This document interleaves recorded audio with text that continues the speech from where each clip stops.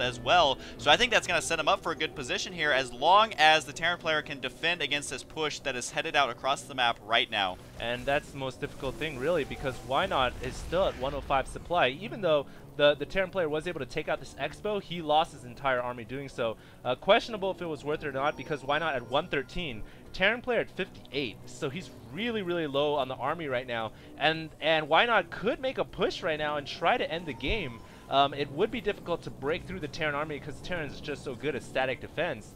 We'll have to see if Ynot decides to push in. Looks like he's going to make a scout. This is a hallucinated Phoenix. I've seen a lot of Protoss players use this before. It's okay if you lose this because it was just energy. And he is going to move in, test that front door, and now he's going to make the decision, should I push in or should I just wait? I think a lot of it's going to come down to that expansion, but it actually lifted off and flew away. There's a little blue dot there, so it definitely did get scouted. It was a Dark Templar causing a ruckus over here at this expansion. I think that's very crucial right now because, like he said, he lost his entire army. He needs to replenish that army right now. Otherwise, the Protoss is just, I mean, if they're on even footing now, then the Protoss is going to carry that advantage to a victory because he has such a huge psi advantage, or supply advantage, I guess, if you're a Terran player. And so a lot of it's going to come down to if he can secure that expansion or not. And I'm kind of curious to see if he can do it because his opponent, the Protoss player, Ynot, he has his expansion back on the way already. He has not delayed that whatsoever, and even warping in 1 million more units here. So his economy's still doing good, and it's going to be up to the Terran player to make something happen here. Yeah, 131 supply for Ynot right now, NotBeyBlade at 86, so still desperately behind. He does have Ravens. I suppose the best use of a ability would be the point defense drone. Maybe not, actually. There's just way too many Zealots, not that many Stalkers, really. So maybe Hunter Seeker Missile. I don't know. The Raven really not the most cost-effective units because he did build 2.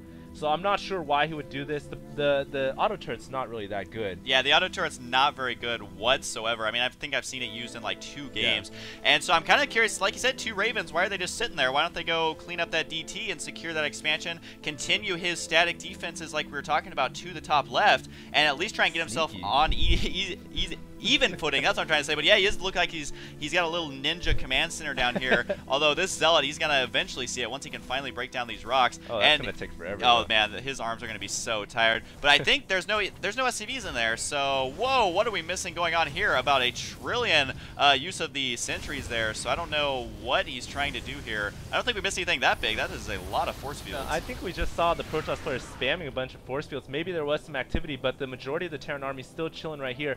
I like how Beyblade is switching over to more Hellions. That's a pretty good idea against this very heavy Zealot army, I think. Absolutely, and I actually don't know what that is because the Protoss player is at like 150, so I don't know what he was doing with those Hellions. But funny to see that many force fields just for the Hellions. But again, I mean, the Terran player, he doesn't have that much, so using that many force fields worth it to completely just own that. And he is actually way behind in the worker count. Also behind in the income too. Yeah, absolutely. So this is not looking good. This is the expansion he needed to secure a while ago. So our Protoss player, I actually honestly thought he was going to lose there for a little while, but he's able to re-macro up, and I think a lot of it is because he got those expansions as he's trying to march up in here and delay this expansion again. How many command centers have we seen cancel? This is about the 3rd or 4th one.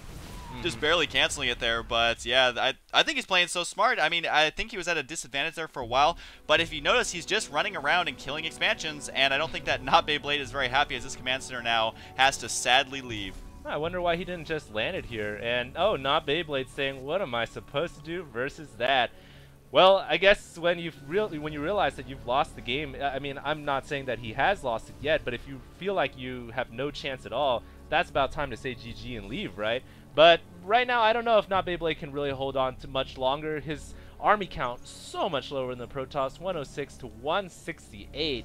And his income 1,200. Whoa, man! What is going on? Void Rays coming in here, and if the Void Rays overhead can distract enough of the fire from, you know, the Thors and I guess the missile turrets, then this could be a pretty big difference. Keep in mind, all these Void Rays are not doing any damage right now. This is completely 0 damage. But it doesn't really matter. I think Beyblade is just going to get overrun right here. Absolutely. I definitely think this is over. Really funny to see him use that much hallucination. I don't think I've ever seen it used that well in a game, or at least that much. But the Void Rays at this point are just for effect, and I guess we're just having a Protoss rave here. And they were actually chatting in-game. They were being pretty friendly here. So this was a pretty entertaining game. But the Terran player really, I guess after he lost that big army, it hurt him a lot more than I thought because he wasn't able to re-macro up after that. So Protoss player, it looks like he's going to get a pretty convincing win here using Phoenixes in TVP. Yeah, I think if we go back and just review the game, NotBeyBlade here wondering why he lost. I think that the reason, one of the reasons is he constructed 2 Ravens when he didn't need to. He only needed 1, and if that, he could have used Comsat for the Dark Templar. Number 2, we never saw the nuke being used. Oh, he still has it this whole time. He still had it the whole time. When he attacked, he had an opportunity to nuke the natural, or perhaps nuke this with his, and then move his main army somewhere else. I think a lot of times he just kept his attention focused on one main army instead of splitting off and forking and doing multiple things at once. And of course, he allowed his expansions to just get taken out all over the map. I mean, looking at the Protoss player, he controls 4 base, and the Terran never really controlled 3. It was usually 2.